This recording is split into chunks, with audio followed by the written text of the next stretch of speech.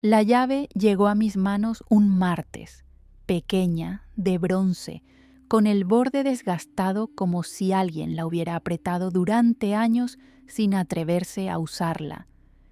El notario la colocó sobre la mesa sin decir nada, como quien devuelve un objeto que siempre fue tuyo y que simplemente estuvo guardado en otro lugar mientras esperabas crecer lo suficiente para recibirlo. Dijo que era mía, que todo era mío, que mi primer marido lo había dispuesto así desde antes de morir, con esa precisión suya para los documentos y para las cosas que no quería dejar al azar. Rodrigo estaba sentado frente a mí cuando firmé. No dijo nada. Tenía las manos sobre las rodillas y los ojos en la mesa, y yo, que llevaba 2 años aprendiendo a leer su silencio, no supe leer ese. Esa noche corrí por el corredor con mi hijo pegado al pecho, los pies descalzos sobre las piedras frías, y lo único que pensaba era: si llego antes puedo detenerlo. Si llego antes, todavía hay algo que salvar. Corrí los 22 pasos que separaban mi cuarto de los aposentos de Rodrigo, sin encender ninguna vela, en la oscuridad completa, guiándome por la memoria de un corredor que había caminado cientos de veces a la luz del día. La puerta de los aposentos estaba abierta, no entornada, abierta de par en par, con un rectángulo de luz amarilla derramándose sobre las losas del corredor, como si alguien hubiera querido asegurarse de que yo lo viera desde lejos. ¿Cuándo la había abierto él? ¿Por qué no había gritado? ¿Y por qué, cuando empujé esa puerta con el hombro y vi lo que había dentro, mi hijo dejó de temblar? Yo no llegué tarde por accidente. Alguien contó mis pasos desde el principio. Si esta memoria ya despertó algo en ti, dale like y acompáñanos en esta historia. Cuéntanos en los comentarios, ¿desde qué ciudad nos escuchas? Medusa estaba de pie junto a la ventana cuando el notario extendió los papeles sobre la mesa. No la vi entrar, nadie la vio entrar. Estaba ahí como siempre ha estado en los momentos que importan, antes de que el problema tenga nombre, antes de que la herida tenga borde visible. Tenía los ojos fijos en Rodrigo, no en mí.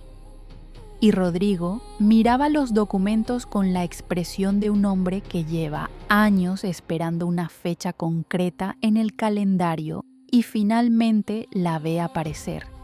Yo miraba la llave. Era martes, 3 de la tarde, y afuera llovía con esa insistencia fina que tienen las lluvias de octubre en San Cristóbal, sin truenos, sin prisa, como si el cielo hubiera decidido simplemente no parar nunca más. Las nubes llevaban 2 días encima de la ciudad sin moverse, pesadas y bajas, del color exacto del estaño viejo. El despacho del notario olía a madera mojada y a papel viejo, y las velas, 4, dispuestas en los ángulos de la mesa como si alguien hubiera calculado que esa disposición específica era la única correcta, temblaban aunque no hubiera corriente de aire. El notario se llamaba Don Evaristo Palomares. Llevaba 22 años firmando documentos en esa misma silla, con esa misma pluma de caña, y tenía los dedos manchados de tinta hasta la segunda falange de ambas manos, con esa mancha característica que nunca termina de irse aunque uno se lave. Me miró por encima de los anteojos de montura de Carey y dijo, con la cadencia de quien ha recitado fórmulas legales durante tanto tiempo que ya no las escucha: la herencia de don Aurelio Vázquez queda formalizada a nombre de su viuda legítima, doña Cira Montiel de Vázquez, por un monto de 47,000 pesos en propiedades urbanas, tierras de labranza y derechos de explotación minera en el Cerro del Topo, según escritura pública número 312 del registro de esta ciudad. 47,000 pesos. En 1748, eso era suficiente para comprar 3 cuadras completas de ciudad colonial, con sus casas, sus comercios y sus árboles. Era suficiente para vivir sin pedir nada a nadie durante 4 generaciones, quizás 5 si se administraba con cuidado. Era suficiente sobre todo para que Rodrigo, que había llegado a mi vida 18 meses después de la muerte de Aurelio, con sus modales suaves y su paciencia de hombre que sabe esperar, dejara de respirar con normalidad durante exactamente 3 segundos. Lo conté. 1, 2, 3. Después sonrió. «Felicidades, Sira». No me tomó la mano, no me besó la frente. «Felicidades, Sira», con esa voz suya de terciopelo desgastado, como si me estuviera premiando él, como si la fortuna fuera un regalo de su parte y no el dinero de un hombre muerto al que yo había enterrado con mis propias manos bajo una losa de cantera gris en el Panteón de Guadalupe, un miércoles de febrero con un viento que cortaba desde el norte y solo 4 personas presentes, contándome a mí. Aurelio llevaba 4 años muerto, 4 años, 2 meses y 16 días. Lo sé con esa precisión porque Tomás, mi hijo, cumplió 3 años el mismo día que yo cumplí el primer año de viudez, y esa coincidencia me pareció tan injusta, tan específicamente diseñada para doler, que lo anoté en el margen de mi devocionario con una pluma que ya estaba rota y que dejó el trazo irregular, como una cicatriz sobre el papel. Tomás tenía 7 años cuando firmé esos papeles. Estaba afuera, en el corredor del despacho, sentado en la banca de madera con las rodillas juntas y las manos sobre los muslos, como hacen los niños cuando saben que los adultos están decidiendo algo importante y que preguntar no servirá de nada. Lo vi a través del vidrio emplomado de la puerta, una silueta pequeña, perfectamente inmóvil, con la espalda recta y los ojos fijos en el suelo de baldosas que tenía frente a él. Demasiado quieta para un niño de 7 años. Tomás era un niño que normalmente no podía estar quieto.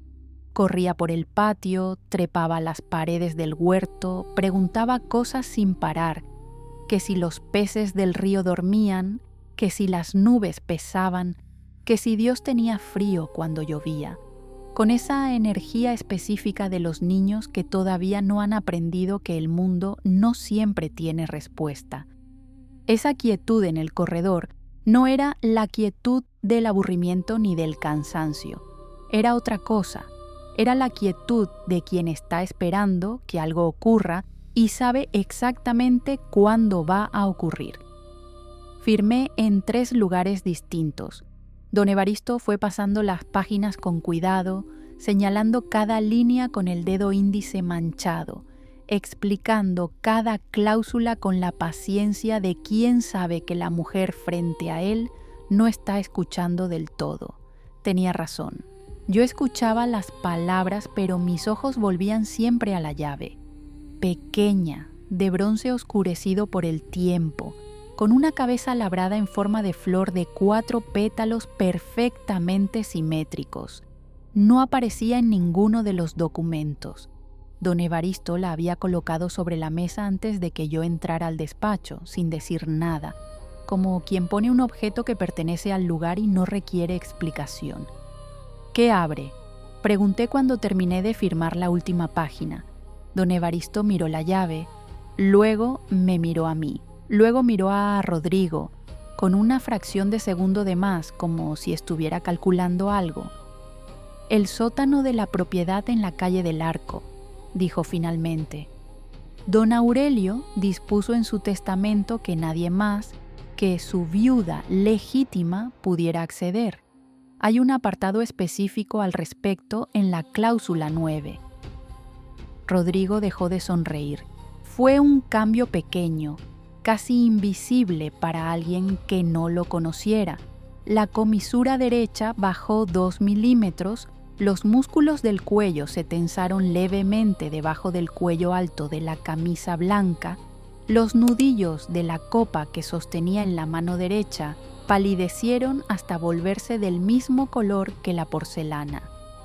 Duró 2 segundos exactos, después la sonrisa regresó, completa, sin rastro de la interrupción, pero yo ya había visto. Metí la llave en el bolsillo del delantal sin preguntar más. Don Evaristo recogió los papeles con sus manos manchadas y los ordenó con golpecitos sobre la mesa hasta que los bordes quedaron perfectamente alineados. La lluvia seguía cayendo afuera con esa paciencia que empezaba a parecerme un mal augurio, y las 4 velas temblaron al mismo tiempo, todas juntas, cuando Rodrigo se levantó de la silla. Esa noche, de regreso a la casa, Tomás no habló durante todo el camino.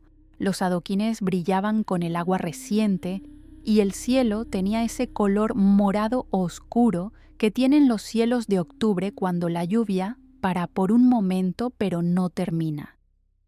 Normalmente, Tomás aprovechaba el camino para preguntar cosas. Esa noche caminó a mi lado con los ojos hacia adelante y las manos dentro de los bolsillos del abrigo, y cuando le pregunté si estaba bien, dijo: «Sí, mamá», con una voz que era la suya en tono y en timbre, pero que tenía algo diferente en el peso. Como si las palabras hubieran recorrido un camino más largo del habitual para llegar a la boca. No supe ponerle nombre a eso en el momento. Lo entendería después, cuando ya fuera demasiado tarde para que el nombre sirviera de algo. La casa en la calle del Arco era la que Aurelio había comprado el año antes de morir, con dinero que yo nunca supe de dónde venía porque los negocios de la mina eran un territorio que él administraba en silencio, con esa convicción suya de que las mujeres debían conocer el resultado de las cosas, pero no el proceso. Nunca la habitamos. Murió antes de que terminaran las obras, y sin su ingreso yo no tuve manera de continuar. Había permanecido cerrada 4 años, con los ventanales tapados de cal, aplicada desde adentro, y la puerta principal sellada con una argolla de hierro negro del grosor de mi muñeca. Forjada a medida en la herrería de don Próculo Garza, según instrucciones que el mismo Aurelio había dado en persona. ¿Por qué una argolla de hierro forjada a medida? ¿Por qué no una cerradura ordinaria, como las que usaban todas las casas de la calle? ¿Por qué había dispuesto en un apartado específico de su testamento que solo su viuda legítima pudiera bajar al sótano? Aurelio era un hombre metódico hasta el límite de lo que esa palabra puede significar. Llevaba 3 cuadernos contables al mismo tiempo, uno para los ingresos, uno para los gastos, uno para lo que él llamaba las cuentas pendientes. Comía a las mismas horas todos los días, dormía en el mismo lado de la cama aunque yo no estuviera. No hacía nada sin razón. Cada decisión era la consecuencia visible de un cálculo que yo nunca llegué a ver en su totalidad, pero cuyos efectos vivía todos los días como quien vive dentro de una casa y nunca ha visto los planos. Si había dejado instrucciones tan específicas sobre ese sótano, era porque sabía que alguien más iba a querer entrar. Y si lo sabía, significaba que también sabía que yo no estaría sola cuando llegara el momento. Que habría alguien a mi lado con sus propios motivos para bajar esas escaleras. Llegué a casa antes de que oscureciera del todo. Rodrigo entró detrás de mí, dejó el sombrero en el gancho de la entrada con ese gesto suyo de hombre que llega a su propio territorio y subió directamente a los aposentos sin cenar y sin explicación. Tomás se sentó a la mesa, comió la mitad del caldo que le serví y me preguntó sin levantar los ojos del plato: «Mamá, ¿cuándo vamos a ir a la casa nueva?» «Pronto», dije. «¿Mañana?» «Pronto, Tomás», asintió. Siguió comiendo. y yo me quedé mirando el perfil de su cara, la nariz recta de Aurelio, la frente ancha de Aurelio, los dedos largos que envolvían la cuchara exactamente como los envolvía su padre. Y sentí algo que no era exactamente miedo, sino su pariente más cercano, el reconocimiento, la certeza de que algo llevaba sucediendo desde hacía mucho tiempo y que yo apenas acababa de volverme la parte visible de ello. La llave pesaba en el bolsillo del delantal como si fuera de plomo y no de bronce. Arriba, en los aposentos, Rodrigo no hizo ningún ruido durante 40 minutos exactos. Luego empezaron los pasos. Los pasos de Rodrigo duraron hasta las 11 de la noche. Yo los conté desde la cocina, con las manos ocupadas en un bordado que no avanzaba porque mis dedos no seguían las instrucciones que mi cabeza les daba. 43 pasos de un extremo al otro del cuarto, una pausa de entre 8 y 12 segundos. 43 pasos de regreso. Lo hizo durante 90 minutos sin variación, con la regularidad de un péndulo con botas, como un hombre que está esperando que alguien llame a su puerta desde adentro y no quiere alejarse demasiado para no perder el momento. A las 11:04, los pasos se detuvieron. El silencio que siguió fue distinto al silencio normal de la casa, más denso, con ese peso específico que tienen los silencios cuando la persona que los produce está completamente quieta y alerta, no dormida. A las 11:06, Rodrigo bajó a la cocina, entró sin hacer ruido, lo cual era notable en un hombre de su tamaño, 1,82 m, hombros anchos, botas de suela gruesa que normalmente anunciaban su presencia desde el corredor. Esa noche bajó como si hubiera aprendido a no hacer ruido en ese tramo específico de escalera, como si lo hubiera practicado. Se sentó frente a mí sin decir nada. Sirvió agua de la jarra de barro, bebió la mitad con 3 sorbos lentos y dejó la copa sobre la mesa con más cuidado del necesario, como si el sonido del vidrio contra la madera pudiera romper algo que todavía no estaba listo para romperse. Tenía los ojos de quien lleva horas calculando algo y todavía no encuentra el número que cierra la cuenta. ¿Vas a ir mañana?, preguntó. ¿A dónde? A la casa del arco. No levanté los ojos del bordado que fingía estar haciendo. Don Evaristo dijo que tengo 30 días para hacer el inventario. No hay prisa. 30 días es mucho tiempo para una casa vacía. Entonces iré cuando me parezca conveniente. Rodrigo bebió el resto del agua. Dejó la copa. Cira, voz baja, casi sin peso, con esa modulación suya que usaba cuando quería parecer razonable antes de pedir algo irrazonable. Ese sótano. Aurelio era un hombre con deudas que nunca te mencionó. No sería la primera vez que un hombre deja a su viuda con obligaciones que no conocía. Si hay algo ahí abajo que comprometa las propiedades antes de que el registro quede definitivamente a tu nombre, podríamos perderlo todo antes de tenerlo realmente. Lo miré entonces, directamente, con la aguja detenida sobre la tela.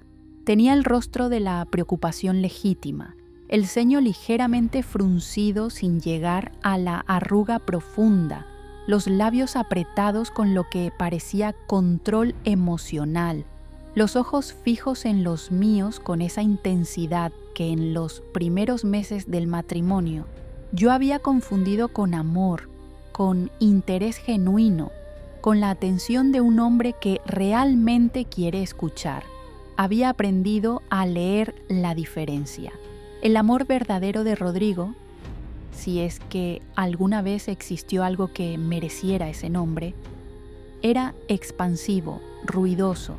Llegaba con flores en papel de estraza y con músicos contratados para la ventana un domingo por la mañana.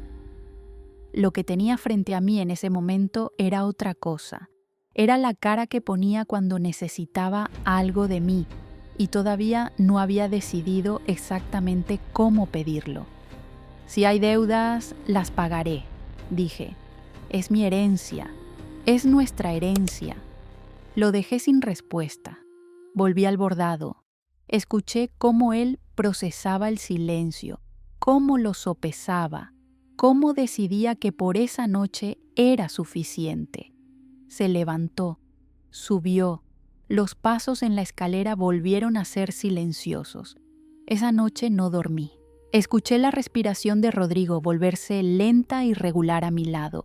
4 segundos de entrada, pausa de 2, 6 de salida, el ritmo exacto de quien duerme profundo.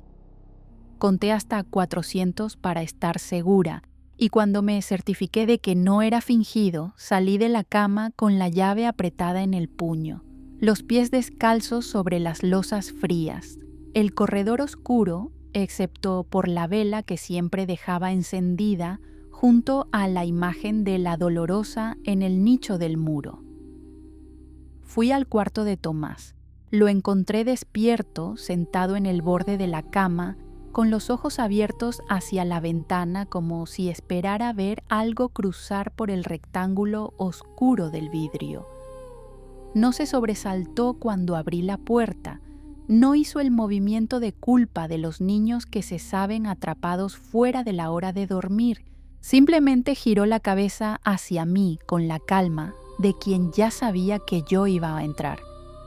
Tomás, mamá, sin la voz adormilada de los niños que acaban de despertar, sin el parpadeo lento de quien estaba entre el sueño y la vigilia, la voz limpia, despierta, de alguien que lleva horas con los ojos abiertos. ¿Por qué no estás dormido? Escuché voces. ¿Qué voces? Del cuarto de papá, Rodrigo. Lo senté a mi lado en el borde de la cama.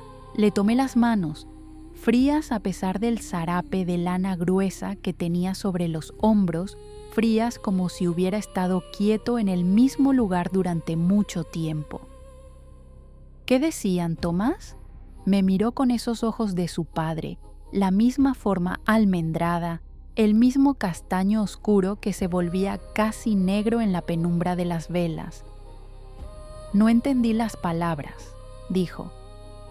Pero eran 2 voces, mamá. Él hablaba con alguien que yo no escuché llegar. Subí al despacho de Rodrigo antes del amanecer. No lo había hecho nunca en los 2 años de matrimonio.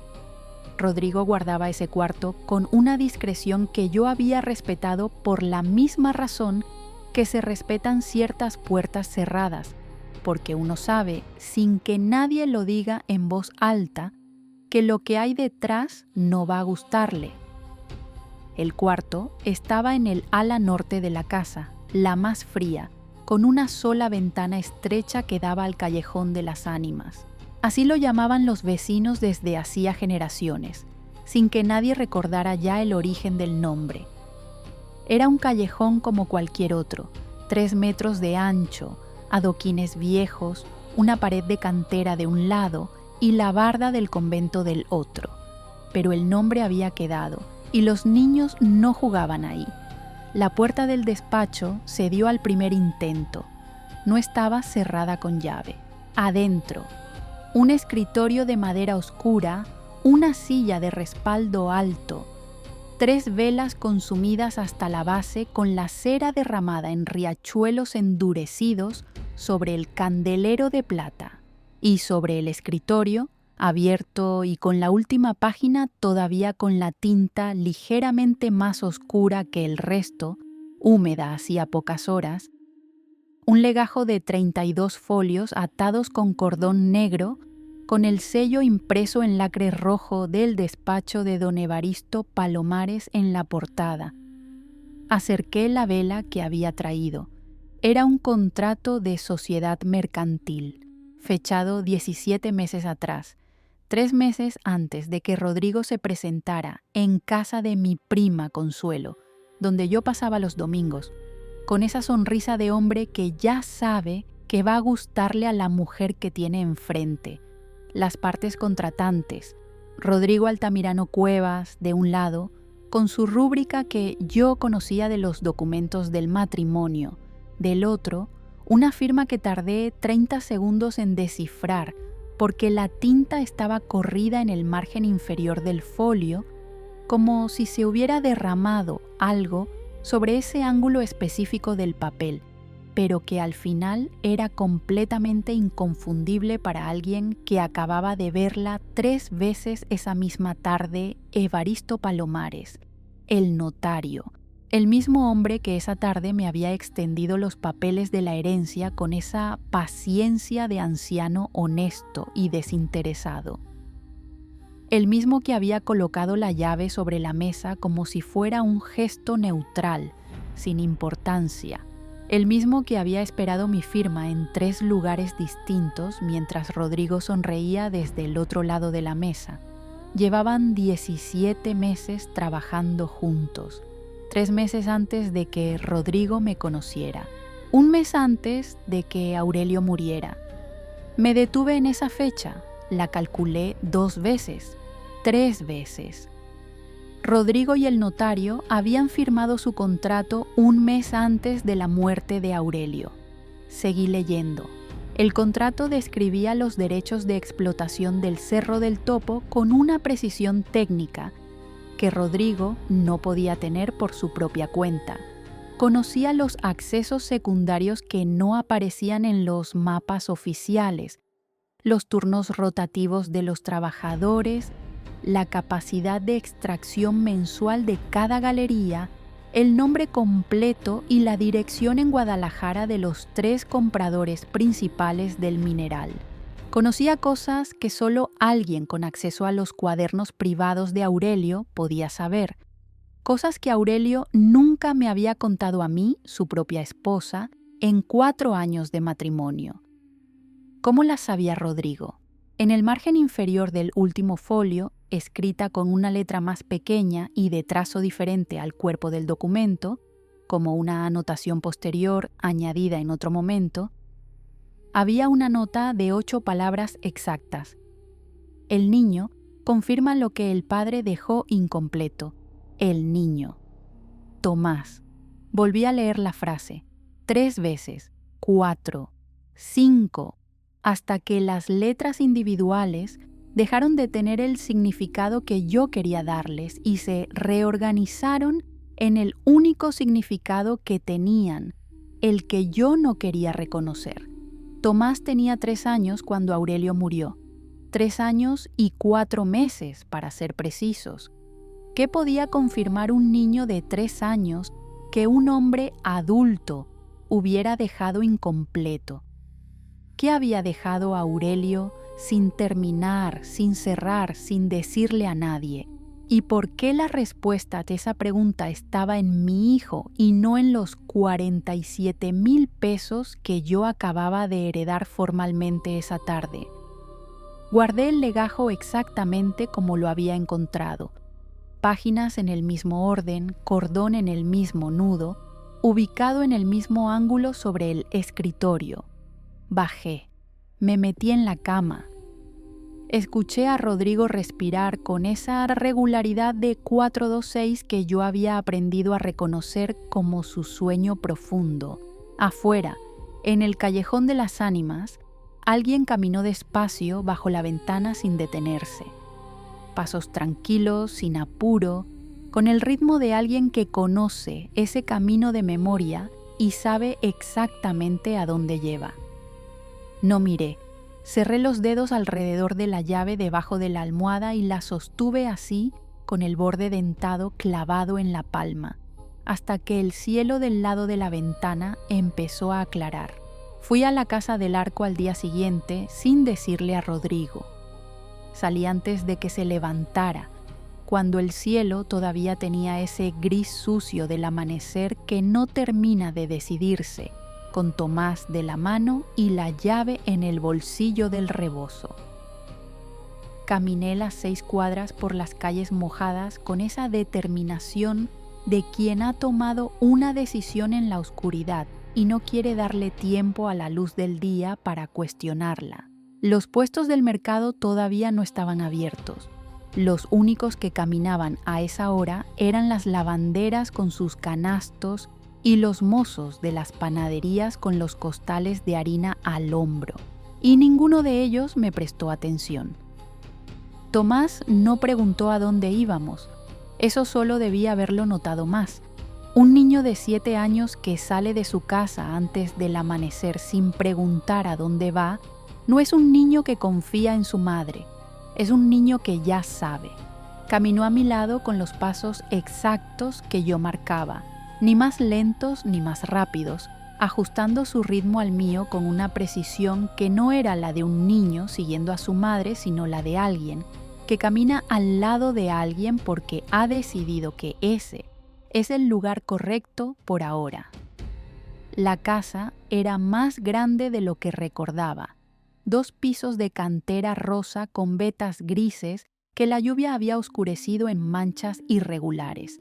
6 ventanales tapados de cal aplicada desde adentro, 4 en la planta alta y 2 en la baja, de manera que la fachada tenía el aspecto de una cara con los ojos cerrados deliberadamente. La argolla de hierro en la puerta principal era exactamente como la había imaginado al escuchar la descripción de don Próculo, del grosor de mi muñeca, forjada en una sola pieza sin soldadura visible, fijada con un tornillo cuadrado de cabeza hundida que solo podía accionarse con una herramienta específica desde el interior. No era para impedir que entraran, era para que nadie pudiera salir desde afuera sin romper la puerta. Eso también lo había dispuesto Aurelio, con esa lógica suya que siempre tenía una capa más de la que yo veía. La llave de bronce no abría la puerta principal. Lo supe antes de intentarlo. La escala era equivocada. El mecanismo de la argolla no correspondía con el tamaño de la llave. Recorrí el muro lateral con la mano hasta encontrar lo que buscaba.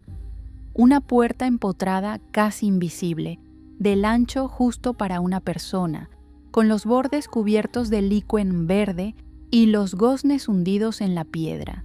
La cerradura estaba exactamente donde el largo del diente de la llave indicaba que debía estar.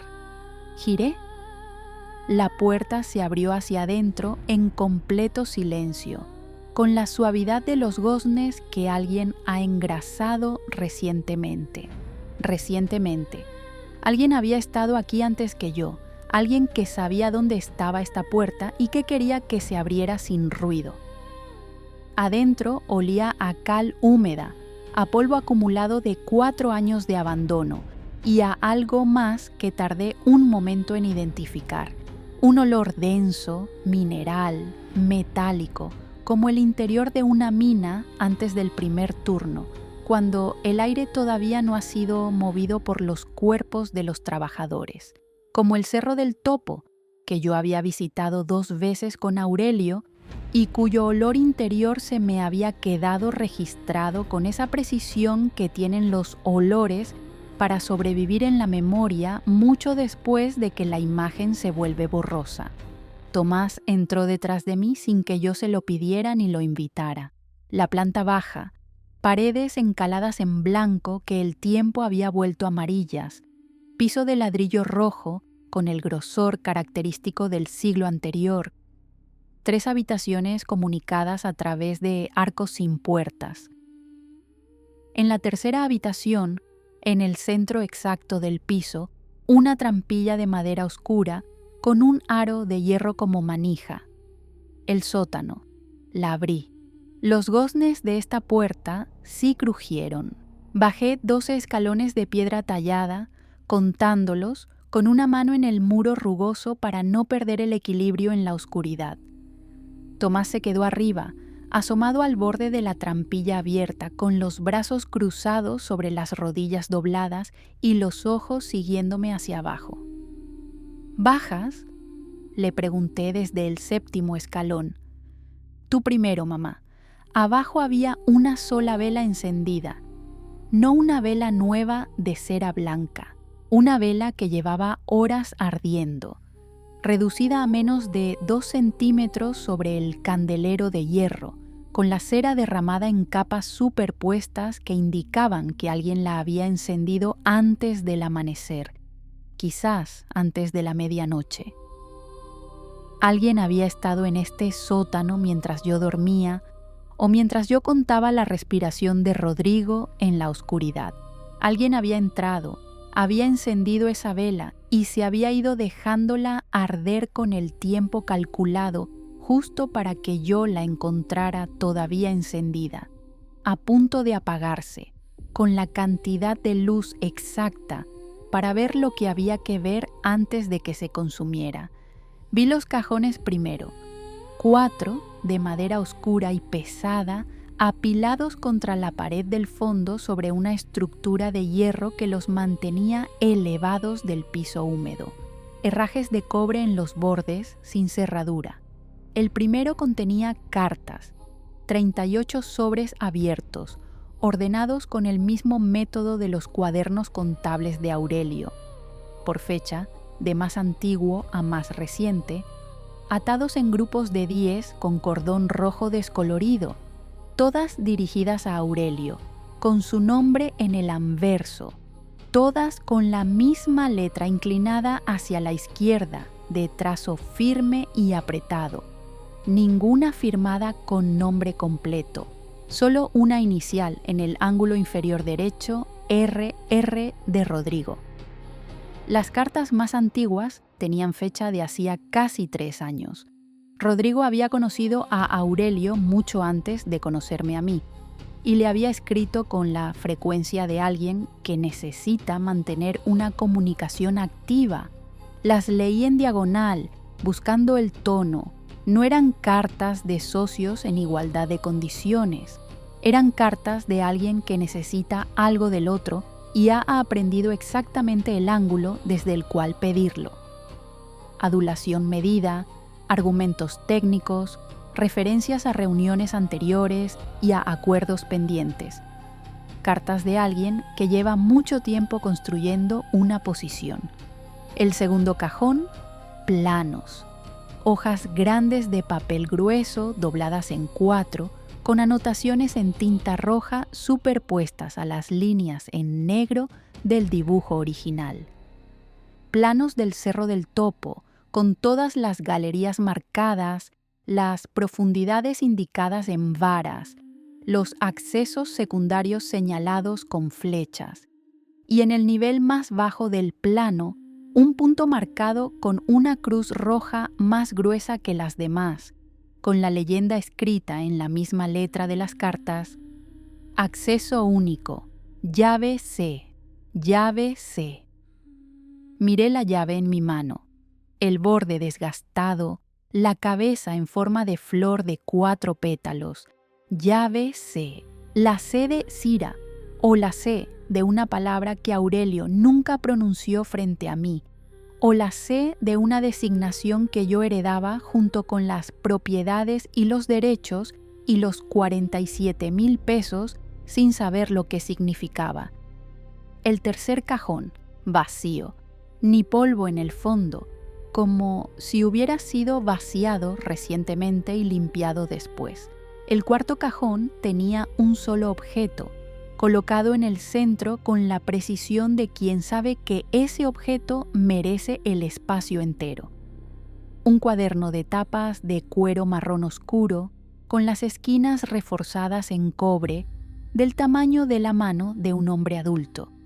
En la primera página, con la letra inconfundible de Aurelio, Tomás Aurelio Vázquez Montiel, nacido el 14 de marzo de 1741. El nombre completo de mi hijo, su fecha de nacimiento al día, y debajo, separado por una línea horizontal trazada con regla. Lo que encontrarás en el nivel C no puede salir de ahí. Él lo sabe, por eso no te lo dije. Él lo sabe. Mi hijo de 7 años sabía lo que había en el nivel C de la mina. Mi hijo, que tenía 3 años cuando Aurelio murió. Mi hijo, que esa mañana había salido de casa antes del amanecer sin preguntar a dónde íbamos. Subí los 12 escalones con el cuaderno apretado contra el pecho y el corazón en la garganta. Tomás seguía en el borde de la trampilla con la misma posición exacta, brazos sobre rodillas, ojos hacia abajo, en que lo había dejado. Cuando llegué al último escalón levantó la vista y me miró con una expresión que yo no había visto nunca en su cara, sin sorpresa, sin curiosidad, sin la expectativa de los niños que esperan una explicación, con la calma específica de quien ya conoce el contenido de lo que acaban de encontrar y está esperando ver cómo lo recibe el otro. Tomás, ¿sabías que este cuaderno estaba ahí? Pausa de 3 segundos. ¿Sí? ¿Cómo lo sabías? Papá me lo dijo. Aurelio llevaba 4 años muerto. ¿Cuándo te lo dijo? Antes, cuando yo era chico. Tenía 3 años cuando Aurelio murió. ¿Qué instrucción le había dado un hombre a un niño de 3 años que ese niño llevara 4 años guardando sin contársela a nadie, sin que se le escapara en un sueño, sin que se le notara el peso? ¿Qué clase de memoria sobrevive intacta desde los 3 años hasta los 7 en la mente de un niño que pregunta si los peces del río duermen? Fue exactamente en ese momento cuando escuché los pasos en la calle, pesados, regulares, con el ritmo inconfundible de las botas de suela gruesa de Rodrigo sobre los adoquines. Me asomé al ventanal de la planta baja por el borde del marco, con el cuerpo pegado al muro. Rodrigo caminaba desde la esquina norte hacia la fachada de la casa, con las manos en los bolsillos del abrigo y los ojos fijos en la entrada, sin apresurarse, con el paso tranquilo de un hombre que sabe que la puerta va a estar abierta cuando llegue. 2 opciones, ambas malas. La primera, salir por la puerta lateral con Tomás y el cuaderno, doblar por la calle de las Flores antes de que Rodrigo llegara al muro y llegar a casa del párroco Ignacio antes del mediodía. El párroco era el único hombre en San Cristóbal con la autoridad moral y la independencia suficiente para protegerme de Rodrigo sin necesitar al alcalde, que era cuñado de don Evaristo. La segunda, quedarme, dejar que Rodrigo entrara, observar qué hacía cuando descubriera que yo había estado en el sótano, escuchar qué explicación construía. Si me iba, perdía la única oportunidad de entender qué había en el nivel C y por qué importaba más que 47,000 pesos. Si me quedaba, le confirmaba a Rodrigo que yo ya sabía lo que sabía, y él llevaba 17 meses de ventaja para saber exactamente cómo usar esa información contra mí. Cualquiera de las dos destruía algo que no podría recuperarse. La sentí a mis espaldas antes de escucharla. No había bajado por la trampilla, no había entrado por la puerta lateral. Medusa estaba de pie junto a la trampilla abierta, con esa presencia que tienen las cosas que llevan demasiado tiempo existiendo para necesitar anunciarse. Me miró, luego miró a Tomás con una atención que duró más de lo que debería. Luego miró la puerta lateral. «¿Ya lo viste?», dijo. No era pregunta. «Sí». «Entonces tienes que verle la cara antes de que entre». «¿Para qué?». «Porque la cara que pone cuando cree que nadie lo ve es la única verdad que te queda». Me pegué al muro junto al ventanal. Me asomé con el ángulo más estrecho posible, lo justo para ver sin ser vista. Rodrigo estaba a 20 pasos, 19, 18. A 15 pasos se detuvo. Sacó algo del bolsillo interior del abrigo, un papel doblado en 4, lo abrió con cuidado, lo revisó en silencio durante unos segundos, lo volvió a doblar y lo guardó. Su cara en ese momento no tenía la preocupación legítima de la noche anterior. No tenía la sonrisa calculada del despacho de don Evaristo. Tenía la cara de un hombre que está revisando el último paso de un plan que lleva años construyendo y comprueba que cada pieza ha caído exactamente donde debía. Satisfacción, sin calor, sin residuo emocional. la satisfacción fría de quien termina un trabajo. Tomé a Tomás de la mano. Salimos por la puerta lateral 4 segundos antes de que Rodrigo pusiera la palma sobre el marco de piedra de la entrada. Tomás y yo llegamos a casa antes que Rodrigo. No sé cómo fue posible. Tomamos la calle de las Flores, que dobla hacia el este antes de cruzar la plaza. Doblamos por el callejón del Mesón, que sale detrás de la iglesia de San Francisco, y llegamos por la puerta de servicio del patio trasero sin que nadie nos viera. Los puestos del mercado ya empezaban a abrirse y el ruido de la mañana, ruedas de carretas, voces de vendedores, el campanario dando las 8, nos cubrió lo suficiente. Me cambié la ropa, le cambié la ropa a Tomás. Guardé el cuaderno de tapas de cuero debajo del colchón de mi cama, en el ángulo del fondo derecho, donde la tela del colchón rozaba el travesaño inferior del bastidor de madera y el bulto quedaba invisible desde arriba y desde los lados. Rodrigo llegó 40 minutos después. Entró sin prisa, con el sombrero en la mano, lo colgó en el gancho de la entrada. Se lavó las manos en el aguamanil del corredor con la concentración de quien tiene un ritual y lo cumple. Se sentó a la mesa del desayuno como si hubiera estado haciendo una caminata ordinaria por los alrededores del mercado. Sirvió él mismo el chocolate de la jarra que ya estaba sobre la mesa y preguntó, sin levantar los ojos de la taza: ¿Descansaste? Sí. Tomás también. No era una pregunta. Lo miré. Él seguía con los ojos en la taza, revolviéndola con la cucharilla de plata con ese movimiento circular suyo de siempre. Bebió el chocolate con la parsimonia que tenía para las cosas que realmente le gustaban. 3 sorbos lentos, pausa de 4 segundos, 3 sorbos más, otra pausa. Nunca tenía prisa cuando ya había ganado. Era una de las cosas que yo había notado desde los primeros meses. Rodrigo solo se apresuraba cuando algo podía escapársele. Cuando ya lo tenía, tomaba su tiempo. Rodrigo, dime, ¿conocías a Aurelio antes de conocerme a mí? La pausa fue de 2 segundos, exactos, demasiado exactos para ser espontáneos. ¿Por qué lo preguntas? Porque lo encontré en unos documentos. ¿Qué documentos? Del sótano. Levantó los ojos, y yo entendí en ese instante, con una claridad que se parece al dolor de un filo entrando despacio, que había cometido un error.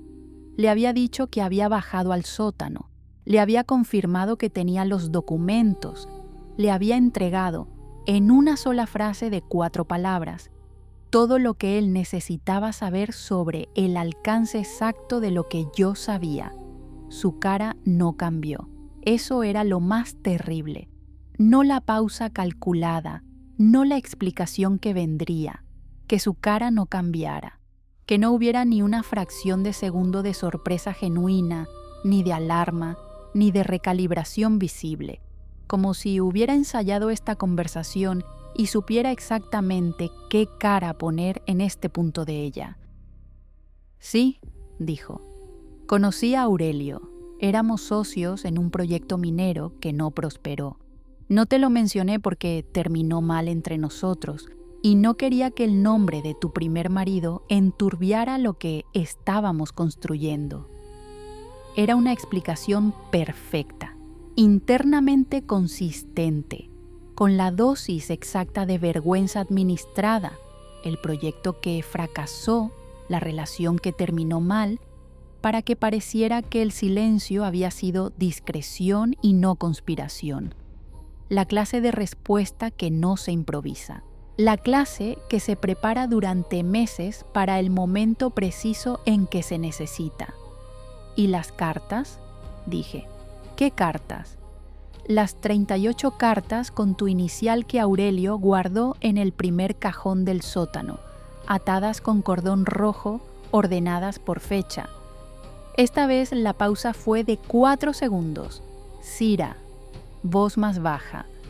Hay aspectos de los negocios de Aurelio que él mismo decidió no compartir contigo. No soy yo quien puede juzgar sus razones. Quizás tenía motivos válidos.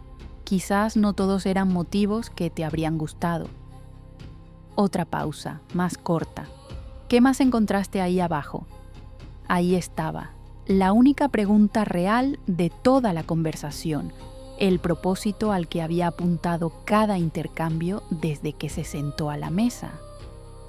No cuántas cartas había leído, no si había entendido los planos de la mina, no si sabía lo del nivel C y lo que significaba. Solo, ¿qué más encontraste? Lo que no le importaban eran las cartas, lo que no le importaban eran los planos, lo que le importaba era el cuaderno. «Nada más», dije. Rodrigo me miró durante 3 segundos sin parpadear. Luego asintió despacio, volvió el chocolate y el tema quedó cerrado con esa habilidad suya para enterrar conversaciones enteras bajo el peso de un silencio bien colocado. Esa tarde mandé llamar a don Próculo Garza. El herrero llegó por la puerta de servicio antes de las 4, con su caja de herramientas y sin hacer preguntas. Era un hombre de 60 años y manos como paletas de albañil que había sobrevivido 4 décadas en San Cristóbal, exactamente porque entendía cuándo el encargo que le hacían requería silencio como parte del precio. Le pagué el doble de lo que pedía. Instaló 2 cerrojos nuevos, uno en la puerta de mi cuarto, uno en la puerta del cuarto de Tomás. Cerrojos de pasador interior, del tipo que no puede abrirse desde afuera sin romper la puerta. Cuando se fue, revisé las 2 puertas. Cerré los pasadores, los abrí, los cerré otra vez, sólidos, inmóviles. Esa noche, cuando Tomás se durmió, saqué el cuaderno de debajo del colchón y lo leí completo a la luz de una vela pequeña que sostuve inclinada entre los dedos, con la palma formando una pantalla para que el resplandor no se filtrara bajo la puerta. 40 páginas de la letra cuidadosa de Aurelio. Las primeras 32, anotaciones técnicas de la mina, profundidades en varas, composición del suelo por capa, fechas de extracción mensual por galería. El tipo de registro que un ingeniero competente mantendría sin que fuera nada extraordinario, excepto por el nivel de detalle. Cada entrada incluía temperatura del aire, humedad relativa, tiempo transcurrido desde la última extracción. El registro de un hombre que monitoreaba algo con la atención que se le presta a una cosa viva. Las últimas 8 páginas eran sobre Tomás. No un diario de padre, algo más frío que eso, algo más sistemático. Anotaciones de comportamiento fechadas desde el nacimiento, primera palabra pronunciada, primera vez que reconoció su propio nombre, primera vez que señaló un objeto sin que nadie se lo indicara.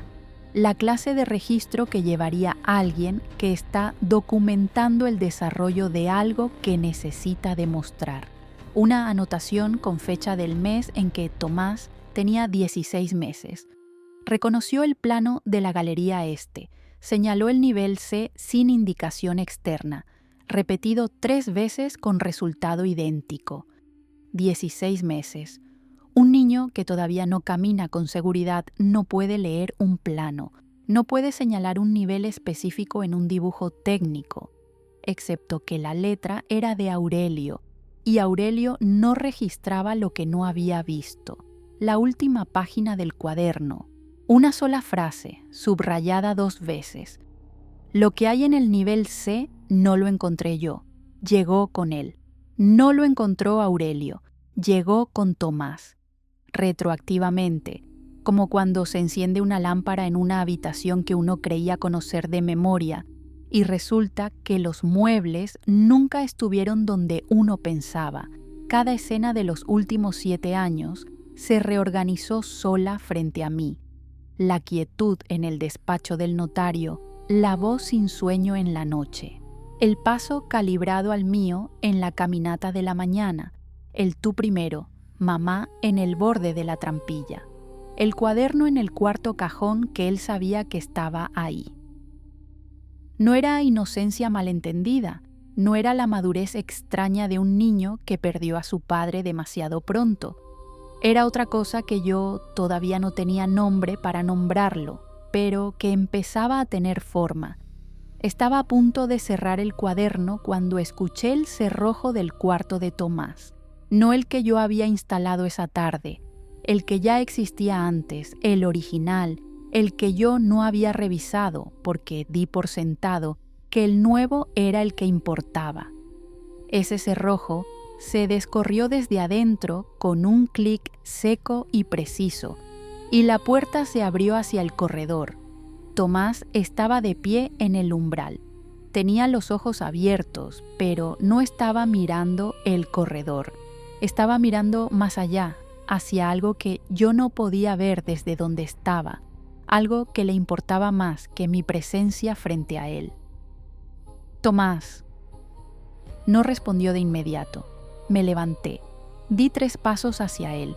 Sus ojos se movieron muy despacio hacia mí, con el ritmo de algo que no es exactamente despertar, sino más parecido a recordar que hay otra persona en el espacio. Mamá, dijo, con esa voz que no era exactamente la suya. ¿Ya es hora? ¿De qué? Levantó el brazo derecho, el índice apuntando hacia el fondo del corredor, hacia el ala norte, hacia los aposentos de Rodrigo, donde la luz de 3 velas se filtraba por debajo de la puerta en una línea amarilla sobre las losas del suelo. De que vayas a ver. Caminé por el corredor con los pies descalzos sobre las piedras frías. Tomás caminó detrás de mí. No lo había pedido, no le había dicho que me siguiera ni que se quedara. Simplemente estaba ahí cuando di el primer paso, 2 pasos detrás de mí, con los brazos a los lados y los ojos al frente, siguiéndome con esa calma suya que esa noche ya no intenté interpretar como otra cosa de lo que era lo que era. Y yo caminaba hacia los aposentos de Rodrigo porque mi hijo me lo había indicado con un dedo y una voz que no era exactamente la suya, y porque ya no había ninguna otra dirección que tuviera sentido. La línea de luz debajo de la puerta era constante, sin el temblor de las velas en corriente. Alguien había cerrado todas las ventanas del cuarto. La puerta estaba abierta, no entornada, abierta de par en par, con el marco vacío enmarcando la habitación como si fuera un cuadro que alguien hubiera preparado para ser visto desde el corredor. 3 velas en el candelero de plata de la repisa, encendidas las 3, el sillón de cuero junto a la ventana. Rodrigo sentado en él, con un documento extendido sobre las rodillas y la pluma en la mano derecha, inclinado ligeramente hacia adelante con la concentración de quien está revisando algo por última vez antes de considerarlo terminado. No levantó los ojos cuando entré. Siguió escribiendo. Escuché el rasgueo de la pluma sobre el papel durante 11 segundos. Los conté, igual que había contado sus pasos y sus pausas y sus sorbos de chocolate. Y luego dejó la pluma sobre el descansabrazos con el cuidado de quien pone un instrumento de precisión en su lugar correspondiente. Sabía que vendrías, dijo. No era triunfo, no era alivio. Era la observación casi aburrida de quien lleva demasiado tiempo esperando una confirmación que ya daba por hecha. ¿Qué es eso? Señalé el documento sobre sus rodillas. Una transferencia de derechos. Me miró entonces, directo, sin rodeos. Los 47,000 pesos, las propiedades urbanas, las tierras, los derechos de explotación del Cerro del Topo, todo transferido a una sociedad de administración bajo mi nombre, con Tomás como beneficiario único al alcanzar la mayoría de edad. Tomás no tiene edad para recibir nada sin mi autorización. Soy su madre y su tutora legal. Ningún documento que firmes sin mi consentimiento tiene validez jurídica. Tienes razón. Extendió el documento hacia mí.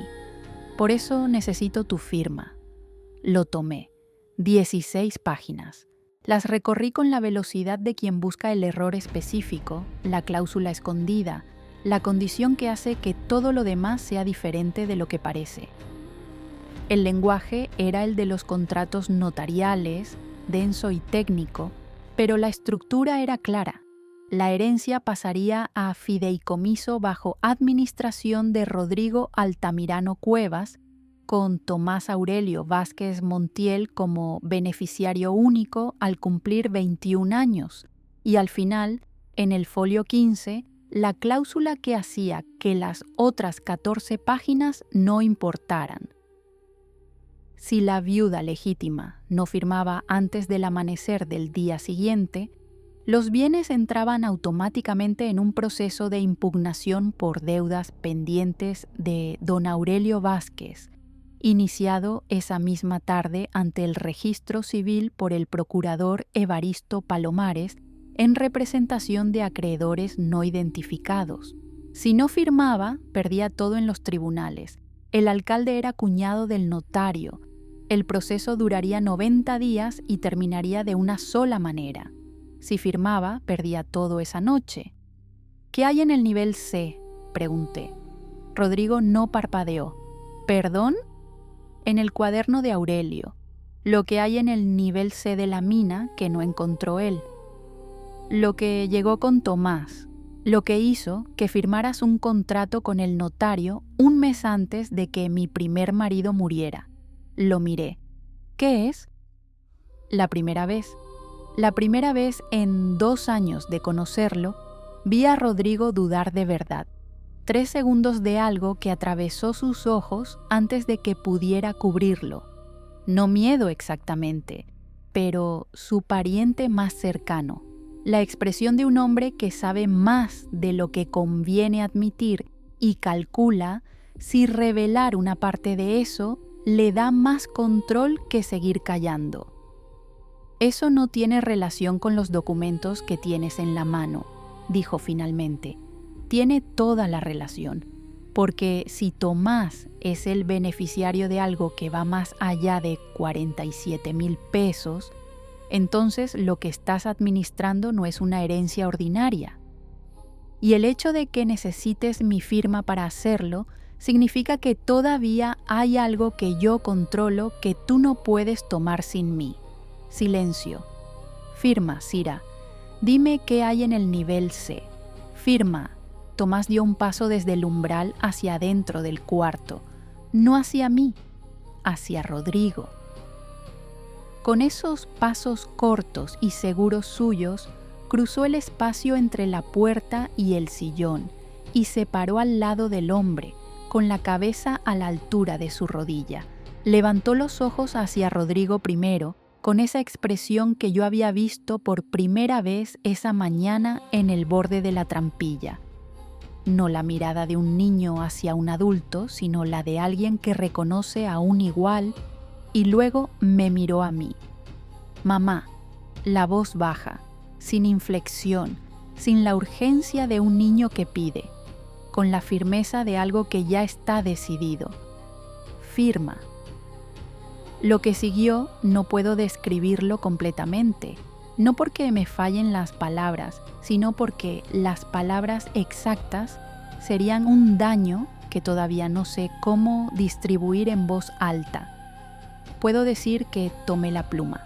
Puedo decir que el papel tenía el olor mineral del sótano, como si hubiera estado guardado ahí abajo durante años esperando que yo pusiera mi nombre sobre él. Puedo decir que firmé en los 3 lugares que Rodrigo señaló con el dedo y que cada vez que la pluma tocaba el papel sentía algo que no era exactamente rendirse, sino más parecido a reconocer que la rendición había ocurrido antes, en algún momento que yo no había sabido identificar en el momento. Puedo decir que cuando levanté los ojos después de la última firma, Tomás no me estaba mirando. Rodrigo recogió los documentos con cuidado. Los dobló en 3 partes iguales. Los guardó en el interior del abrigo que colgaba del respaldo de la silla, en el bolsillo interior que yo sabía que era donde guardaba las cosas que no quería que nadie más encontrara. Como si hubiera sabido desde el principio de la noche que iba a necesitar guardarlos ahí. «Puedes irte a dormir», me dijo, no como despedida, como instrucción. Caminé hacia la puerta. Cira. Me detuve en el umbral. No me volví. «El nivel C está vacío», dijo, la voz tranquila, sin crueldad, como quien cierra un tema que ya no tiene importancia. Siempre estuvo vacío. Lo que Aurelio encontró ahí no era algo que se pudiera ver, ni tocar, ni llevar. Salí al corredor. La puerta de los aposentos se cerró detrás de mí. No escuché el cerrojo corriéndose. No lo necesité. Supe, con esa certeza que viene cuando ya no hay ninguna decisión pendiente, que esa puerta no se abriría antes de que todo lo que necesitaban concluir estuviera concluido. Y supe que el proceso que yo creía haber iniciado al firmar los papeles de la herencia ese martes a las 3 de la tarde no había comenzado entonces, había comenzado mucho antes. Yo había llegado a la mitad de una historia que ya llevaba años en curso y la habían escrito sin pedirme permiso. En la repisa del corredor, la copa de cristal que Rodrigo había dejado esa mañana tenía los nudillos de la mano de nadie alrededor, pero yo los veía igual. Los nudillos blancos de Rodrigo en el despacho de don Evaristo, los nudillos blancos de mis propias manos alrededor de la llave desde el martes. Todo el mundo en esta historia había estado apretando algo con demasiada fuerza. Nadie había soltado nada a tiempo. Volví a mi cuarto. Me senté en el borde de la cama, con la espalda recta y los pies en el suelo, en la posición de quien no tiene intención de acostarse, porque acostarse implicaría cerrar los ojos, y cerrar los ojos implicaría que la noche había terminado cuando todavía no había terminado nada. La vela en la mesita de noche tenía cera suficiente para 2 horas más, quizás 3. La sostuve entre los dedos como había hecho la noche anterior, cuando todavía creía que la oscuridad era el problema principal y que la luz era suficiente para resolverla. Abrí la mano izquierda. La llave de bronce seguía ahí. No recordaba haberla tomado al salir de los aposentos de Rodrigo, pero ahí estaba, pequeña, fría, con el borde desgastado y la cabeza labrada en forma de flor de 4 pétalos. La había llevado en la mano o en el bolsillo desde el martes, cuando don Evaristo la colocó sobre la mesa como si fuera un objeto que pertenecía al lugar y que simplemente esperaba que alguien con el nombre correcto viniera a recogerlo. Ahora sabía que sí pertenecía a ese lugar, pero no al lugar que yo había creído. Pertenecía a este momento exacto. Yo, sola, con la llave en la palma y sin ninguna puerta que pudiera abrirse con ella que valiera la pena abrir.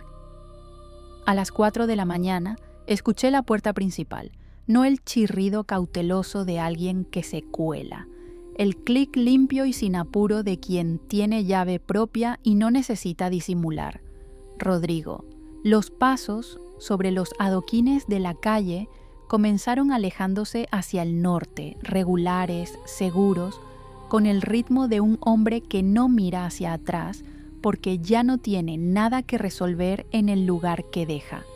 No me levanté, no me asomé al corredor. Escuché hasta que el sonido de sus pasos se mezcló con los primeros ruidos del amanecer. Una carreta lejana, el gallo del vecino del fondo, y desapareció. No regresó. Al amanecer fui al cuarto de Tomás. Abrí la puerta despacio.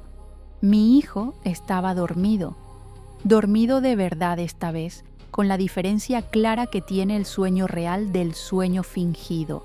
La boca ligeramente abierta, una mano bajo la mejilla, el zarape de lana gruesa enrollado alrededor de los hombros, con el desorden específico de los niños que se mueven durante la noche porque sus sueños tienen geografía propia. Respiraba con ese ritmo largo y profundo que los niños tienen cuando duermen sin preocupación o cuando duermen sin saber que deberían tenerla. Lo miré durante un tiempo que no supe medir. Busqué en su cara lo que siempre había buscado: la nariz recta de Aurelio, la frente ancha de Aurelio, los dedos largos que incluso dormidos conservaban la posición característica de los dedos de su padre. Todo eso seguía ahí, reconocible, heredado, familiar, y debajo de todo lo heredado y todo lo reconocible, algo que no era de Aurelio ni mío, algo que había llegado con él, según el cuaderno, antes de que él pudiera leer o hablar o señalar nada. Algo que el nivel C vacío de la mina había reconocido desde los 16 meses. No lo desperté. Cerré la puerta con el cuidado de quien quiere preservar ese sueño, aunque no entienda del todo de qué lo está preservando, y bajé a la cocina. Medusa estaba sentada a la mesa, no en el lugar donde yo me sentaba, ni en el de Rodrigo, en la silla del ángulo, la que nadie usaba, la que estaba empujada contra la pared junto a la ventana que daba al patio interior. Tenía las manos sobre la madera de la mesa con la palma hacia arriba, como alguien que no necesita sostener nada para saber lo que sabe y no tiene ninguna intención de fingir que lo ignora. Me senté frente a ella. No dije nada. Medusa tiene esa cualidad de los lugares donde algo definitivo ha ocurrido. No exige palabras de apertura. Ocupa el silencio con una presencia que no pesa, pero que tampoco permite que el espacio se llene de otra cosa. ¿Lo sabías?, pregunté finalmente. Sé cómo terminan estas historias, dijo. No siempre sé los nombres, no siempre sé la ciudad, pero el patrón lo conozco desde antes de que tuviera nombre. ¿Hay otra mujer? Una pausa. No de duda, de alguien que está eligiendo con precisión las palabras que va a usar. Hubo. ¿Antes de mí? Antes de ti. Los ojos de Medusa sobre los míos, directos, sin la gentileza que suaviza las cosas que van a doler de todas formas. Se llamaba Remedios. También recibió un documento de un hombre muerto que la nombraba heredera de algo que no entendía del todo. También tenía un hijo con esa misma calma que no es de niño. También corrió por un corredor una noche con el corazón en la garganta y también llegó cuando la puerta ya estaba abierta. ¿Qué pasó con ella?, firmó. Y después, nada. Eso es lo que pasa cuando se firma. Nada extraordinario, nada catastrófico. La vida continúa exactamente con lo que quedó después de la firma, ni más ni menos. Remedios siguió viviendo en la misma ciudad, siguió viendo a su hijo crecer, pero dejó de entender lo que crecía. Puse la llave de bronce sobre la mesa entre las dos. Medusa la miró durante un momento, no la tocó. ¿Qué abre?, pregunté. Ya lo sabes. Dímelo igual. Una pausa larga. Afuera, el patio interior empezaba a llenarse con la luz gris del amanecer de noviembre. Esa luz sin calor y sin promesa que tienen las mañanas en San Cristóbal antes de que el sol decida si va a esforzarse. Los pájaros del granado del patio comenzaban su ruido de fondo, el mismo de todos los días, como si nada hubiera cambiado en la escala de cosas que le importan a un pájaro.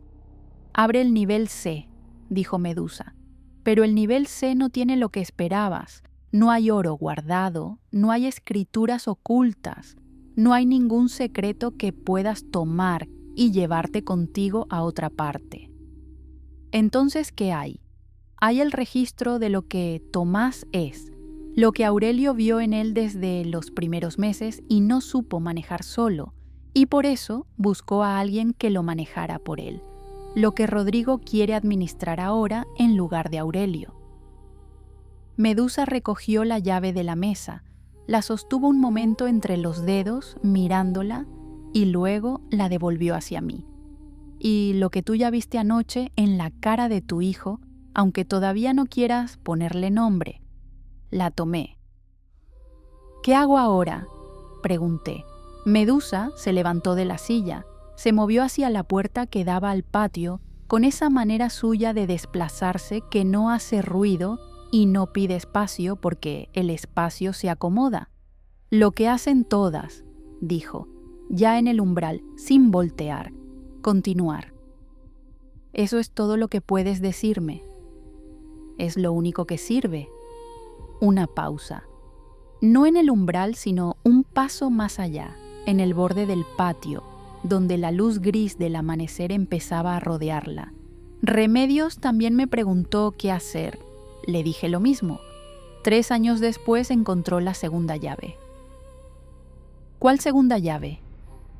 Medusa salió al patio. La luz gris del amanecer la rodeó por un momento con esa calidad específica que tiene la luz cuando toca algo que lleva demasiado tiempo en el mundo para ser completamente opaco. Y luego ya no estaba. El patio quedó vacío con ese silencio particular que dejan las cosas que acaban de ocurrir y todavía no saben que ya terminaron. Me quedé en la silla de la cocina, la llave de bronce en la palma abierta, fría, con el borde desgastado de tantos años de alguien apretándola, con la cabeza labrada en forma de flor de 4 pétalos que yo había tenido en la mano o en el bolsillo durante 4 días sin preguntarme por qué una flor tenía exactamente 4 pétalos y no 5, no 6, no los números que tienen las flores que crecen sin que nadie las diseñe. 4 pétalos. 4 velas en el despacho de don Evaristo. 4 cajones en el sótano de la calle del Arco. 4 años desde la muerte de Aurelio. 4. El número de las cosas que se cierran, que se completan, que no dejan salida en ninguno de sus ángulos. Arriba, en su cuarto, Tomás se movió en la cama. Escuché el zarape deslizarse sobre el colchón con ese susurro de tela contra tela, los pies pequeños tocando el suelo de madera, los pasos cortos cruzando hacia la ventana. Y luego silencio. El silencio específico de un niño mirando hacia la calle vacía antes de que haya nada que ver, con los ojos fijos en algo que todavía no ha llegado, esperándolo, con la paciencia de quien sabe exactamente cuándo va a aparecer. Yo seguía sin saber de dónde venía esa paciencia, pero ya empezaba a sospechar que nunca había sido de él, y si esta memoria despertó algo en ti, no te vayas todavía. Lo que Medusa recuerda de Remedios, la mujer que llegó antes que Cira, está en la siguiente historia. Dale like si quieres que sigamos recordando juntas. Cuéntanos en los comentarios. ¿Desde qué ciudad nos escuchas? Y no te vayas ahora.